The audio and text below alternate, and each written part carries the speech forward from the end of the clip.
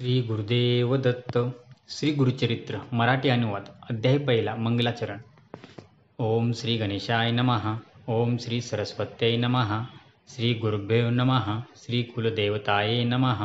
श्रीपाद श्री वल्लभ श्री नरसिंह सरस्वती दत्तात्रेय श्री सद्गुरुभ्यो नमः.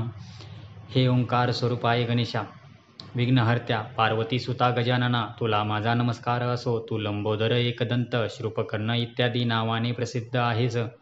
तुझ्या हालणाऱ्या कानांपासून जो वारा निर्माण होतो, त्या वाऱ्याने तुझ्या साऱ्या भक्तांची सर्व संकटे दूर होतात, म्हणून तुला विघ्नांतक, विघ्नहर्ता असे म्हणतात. तप्त सुवर्णाप्रमाणे असलेले तुझे मुख शोभून दिसते. उगवत्या सूर्याप्रमाणे असलेले त्याचे तेज सर्वत्र पसरते. संकटरूपी अरण्ये तोडून टाकण्यासाठी तू हातात परशु धारण केला आहेस. तू नागबंध म्हणजे सर्पाचा कमरपट्टा आणि सर्पाचे यज्ञोपवीत धारण केले आहेस. हे चतुर्भुज विशाल नेत्र विनायका, तू या विश्वाची सर्व संकटे नाहीशी करून त्याचा सांभाळ करतोस. जे लोक तुझे चिंतन नामस्मरण करतात त्यांना कोणत्याही संकटाची बाधा होत नाही. त्यांचे सर्व मनोरथ तत्काळ सिद्धीला जातात. कोणत्याही मंगल कार्याच्या आरंभी सर्वप्रथम तुलाच वंदन केले जाते. हे लंबोदर गणेशा, तूच 14 विद्यांचा म्हणजे 4 वेद, 6 वेदांगे, पुराणे, मीमांसा, न्यायशास्त्र व धर्मशास्त्र यांचा स्वामी आहेस.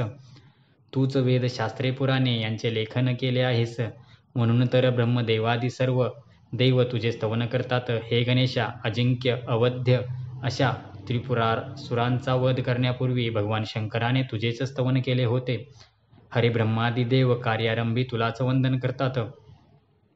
तुझ्या कृपेने त्यांना इच्छित गोष्टी प्राप्त होतात. हे कृपानिधी गणनायका, हे मूषकवाहना, ओंकार स्वरूप दुःखहर्त्या विनायका, मला बुद्धी दे. जे लोक तुला वंदन करतात त्यांची कार्ये सिद्धीला जातात. हे गणेशा, तू कृपासागर आहेस. तू सर्वांचा आधार आहेस. हे गजानना, माझे मनोरथ सिद्धीला जावेत म्हणून मी तुला साष्टांग नमस्कार घालतो. मला ज्ञान दे, बुद्धी दे. हे गणेशा, तू शरण आलेल्यांना वर देणारा आहेस. मी अज्ञानी आहे म्हणून तुझ्या शरणी आलो आहे. गुरुचरित्र लिहावे अशी इच्छा आहे. तुझी माझ्यावर पूर्ण कृपादृष्टी असावी व मी हाती घेतलेला ग्रंथ सिद्धीला जावा अशी माझी तुला प्रार्थना आहे. आता मी विद्यादेवता सरस्वतीला वंदन करतो. तिच्या हाती वीणा आणि पुस्तक असून ती हंसावर आरूढ झाली आहे. तिला वंदन केले असता ज्ञान प्राप्ती होते. हे सरस्वती माते, मी तुला वंदन करतो. वेदशास्त्र पुराणे तुझ्याच वाणी प्रकट झाली आहेत. माते, मला चांगली बुद्धी दे. श्री नरसिंह सरस्वती हे माझे गुरु आहेत. त्यांच्या नावात तुझे नाव असल्याने तू मला आदरणीय वंदनीय आहेस. हे जग कळसूत्री बाहुलीप्रमाणे तुझ्याच प्रेरणेने असते. म्हणून तू मला या ग्रंथलेखनासाठी प्रेरणा दे. मला स्फूर्ती दे. मला विद्यादान दे. आता मी ब्रह्मा, विष्णू आणि महेश या त्रिदेवांना वंदन करतो आणि विद्यादान मागतो. भगवान विष्णू हा विश्वाचा नायक आहे. तो लक्ष्मीसह क्षीरसागरात वास्तव्य करतो. शंख, चक्र, गदा, पद्मधारी. त्यानं हरी विष्णूचे गळ्यात वैजंती माला धारण केली आहे. पितांबरधारी तो विष्णू शरणागतांना इच्छित वस्तू देतो. तो मोठा कृपाळू दयाळू आहे आणि मी पंचमुख गंगाधर अशा शंकराला वंदन करतो. साक्षात जगन्माता पार्वती त्याची पत्नी आहे. तोच या जगाचा संहार करतो म्हणून त्याला स्मशानवासी म्हणतात. वाघ्रे चर्म परिधान केलेले, सर्वांगावर सर्प धारण केलेला त्या शंकराला मी वंदन करतो. ज्याच्या मुखातून वेद निर्माण झाले त्या सृष्टीकर्त्या ब्रह्मदेवाला मी वंदन करतो. सर्व देव, यक्ष, गंधर्व, किन्नर, सिद्धध्यास, सर्व ऋषीमुनी, पराशर, व्यास, वाल्मिकी इत्यादी सर्वांना मी नमस्कार करतो. माझ्याजवळ कवित्व नाही. ग्रंथरचना कशी करतात हे माहीत नाही. मला मराठी भाषा नीट येत नाही. मला शास्त्रज्ञान नाही. म्हणून आपण सर्वांनी माझ्यावर कृपा करावी. माझ्या या ग्रंथलेखनास सर्वतोपरी मदत करावी. अशा प्रकारे सर्वांना विनंती करून मी माझ्या आईवडिलांना, पूर्वजांना नमस्कार करतो. आपस्तंभ शाखेचे कौंडिन्य गोत्रात जन्मास आलेले सायदेव हे आमचे मूळ पुरुष. साखरे त्यांचे आडनाव. त्यांचे पुत्र नागनाथ, त्यांचा पुत्र देवरेवांचे पुत्र गंगाधर हेच माझे वडील. अश्वलायन शाखेचे कश्यप गोत्रात जन्मास आलेल्या चौंडेश्वरी यांची कन्या चंपा ही माझी आई. माझा पिता गंगाधर ते सदैव श्रीगुरूंचे ध्यान करीत असत. म्हणून मी माझ्या नावात माझ्या पित्याचे नाव गोवून सरस्वती गंगाधर असे स्वतःचे नाव धारण केले. श्रीगुरूंचे सदैव ध्यान करणाऱ्या सर्व साधू संतांना, संन्यासी, यती, तपस्वी या सर्वांना माझा नमस्कार. मी या सर्वांना प्रार्थना करतो की मी अल्पमती आहे. माझे बोबडे बोल गोड मानून घ्या. पूर्वीपासून आमच्या कुलावर श्रीगुरूंची कृपा आहे. त्यांनीच मला गुरुचरित्र लिहिण्याची आज्ञा केली. ते म्हणाले, तू आमचे चरित्रकथन कर. त्यामुळे तुझ्या वंशाला धर्मार्थ, काम, मोक्ष हे चारी पुरुषार्थ प्राप्त होतील. गुरूंची आज्ञा मला प्रमाण आहे. ती आज्ञा म्हणजे प्रसन्न झालेली कामधेनूच. श्रीगुरूंच्या आशीर्वादाने माझा ग्रंथ सिद्धीला जाईल अशी माझी पूर्ण श्रद्धा आहे. मी श्री नरसिंह सरस्वती हे त्रयमूर्ती श्री दत्तात्रेयांचा अवतार आहेत. त्यांचे चरित्र अगाध आहे, अपार आहे. त्यांचे वर्णन कोण करू शकेल? परंतु प्रत्यक्ष श्री गुरूंनी मला आज्ञा केल्यामुळे मी ते सांगत आहे. ज्याला पुत्रपुत्राची इच्छा असेल त्याने या चरित्राचे नित्य श्रवण पठण करावे. जो या चरित्राचे श्रवण पठण करील त्याच्या घरी लक्ष्मी नित्य वास्तव्य करील. त्याला सर्व प्रकारची ऐश्वर्य प्राप्त होतील. श्री गुरुकृपेने त्याला रोगाची बाधा होणार नाही. पूर्ण श्रद्धेने या चरित्राचे 7 दिवस पारायण केले असता सर्व प्रकारची बंधने नष्ट होतील. अशी ही परमपुण्यदायक कथा मी सांगत आहे. श्रोते हो, मी सांगतो यावर पूर्ण श्रद्धा ठेवा. आम्ही स्वतः या गोष्टीचा अनुभव घेतला आहे. आपणही एकाग्र चित्ताने हे चरित्र श्रवण करून अनुभव घ्या. मी एक सामान्य मनुष्य म्हणून माझ्या बोलण्याकडे दुर्लक्ष करू नका. भोजन केल्यानंतर पोट भरल्याचा तृप्तीचा ढेकर येते, त्याप्रमाणे हे मी स्वानुभवातून बोलत आहे. ऊस दिसावयास काळा व वाकडा असेल तरी त्यातून अमृतासारखा गोड रस मिळतो. कावळ्याच्या विष्ठेतून बीजाचा प्रसार होतो व त्यातून पिंपळ उगवतं, हे लक्षात घ्या. श्री गुरुचरित्र प्रत्यक्ष कामधेनूच आहेत. त्यांचे श्रवण केले असता मनुष्याला परमज्ञानाची प्राप्ती होते. म्हणून श्रोते हो, आपण लक्षपूर्वक ऐका. श्री गुरु नरसिंह सरस्वती गाणगापूर क्षेत्री असताना त्या क्षेत्राची कीर्ती सर्वदूर पसरली. त्या क्षेत्री श्रीगुरूंचे कायमचे वास्तव्य असल्याने असंख्य लोक गाणगापूर तीर्थयात्रेला सतत जात असतात. तेथे जाऊन श्रीगुरूंची आराधना केली असता मनुष्याच्या सर्व इच्छा पूर्ण होतात, चारी पुरुषार्थाची प्राप्ती होते. अनेकांनी हा अनुभव घेतला आहे. नामधारक एक भक्त सदैव श्रीगुरूंचे चिंतन करीत असे. एकदा त्याला श्रीगुरु दर्शनाची तीव्र ओढ लागली, म्हणून तो तहान भूक विसरून गाणगापुराकडे निघाला. आता एकंतर श्रीगुरूंचे दर्शन तरी घेईन, नाहीतर या नश्वर देहाचा त्याग करीन असा निर्धार करून तो श्रीगुरूंचे स्मरण करीत जात होता. तो मनात श्रीगुरूंना आळवीत होता. अहो गुरुदेव, लोखंडाला परिसस्पर्श होताच त्याचे सुवर्ण होते असे म्हणतात.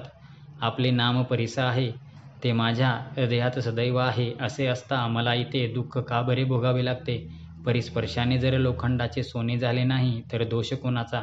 हे लक्षात घेऊन माझ्यावर कृपा कर. अहो गुरुदेव, आपण कृपावंत आहात, परमदयाळू आहात. सर्वांच्यावर आपण कृपा करता, मग माझ्याबद्दल आपणास दया का बरे येत नाही? आपण मला दर्शन दिले नाहीत तर मी कोठे कुणाकडे जाऊ? अशा प्रकारे अत्यंत व्याकुळ झालेला तो नामधारक पुन्हा पुन्हा श्रीगुरूंची आळवणी करीत होता. अहो गुरुदेव, कलियुगात श्रीगुरू हेच आहेत. ते कृपासिंधू आहेत, भक्तांचे कृपासिंधू, भक्तांचे रक्षण करते आहेत. ते नरसिंह सरस्वती या नावाने विख्यात होतील. ते आपल्या भक्तांचे रक्षण करतील असे वेदवचन आहे. आपण ती वेदवाणी खरी करून दाखवा. हे दयासागरा, मला भावभक्ती माहीत नाही, माझे मन स्थिर नाही. तुम्ही कृपासागर आहात, माझ्यावर कृपा करा. आई आपल्या बाळाला कधी दूर ठेवते का? तुम्ही तर माझे माता पिता सखा बंधू आहात. परंपरेने तुम्हीच आमची कुलदेवता आहात. माझ्या वंशात परंपरेने आपली भक्ती चालली आहे, म्हणून मी सुद्धा तुमचेच भजन पूजन करीत आहे. हे नरहरी, माझे दैन्य दारिद्र्य दूर करा. तुम्हीच अखिल विश्वाचे पालन पोषण करते. सर्व देवांचे तुम्हीच दाट आहात. मग तुमच्याशिवाय दुसऱ्या कोणाकडे काय मागणार? तुम्ही सर्वज्ञ आहात असे पुराणे सांगतात. मग माझ्या मनातील दुःख तुम्हाला समजत नाही का? बाळाला काय हवे आहे हे त्याच्या आईला लगेच समजते. मग मला काय हवे ते तुम्हाला समजत नसेल का? घ्यावे तेव्हा द्यावे असे जर तुमचे मत असेल तर मला सांगा. दैत्य बळीने संपूर्ण पृथ्वी तुम्हाला दिली, त्याला तुम्ही पाताळ लोकात पाठवले. तुम्ही श्री रामावतारात विभीषणाला लंकेचे राज्य दिले, त्याने तुम्हाला काय दिले? ध्रुवाला तुम्ही अढळपद दिलेत, त्याने तुम्हाला काय दिले? परशुरामाने तुम्ही सर्व पृथ्वी निशस्त्र करून ब्राह्मणांना दिलीत, त्यांनी तुम्हाला काय दिले? केवळ तुम्हीच या जगाचे पालनपोषण करणारे आहात. मी एक सामान्य मशक तुम्हाला काय देणार?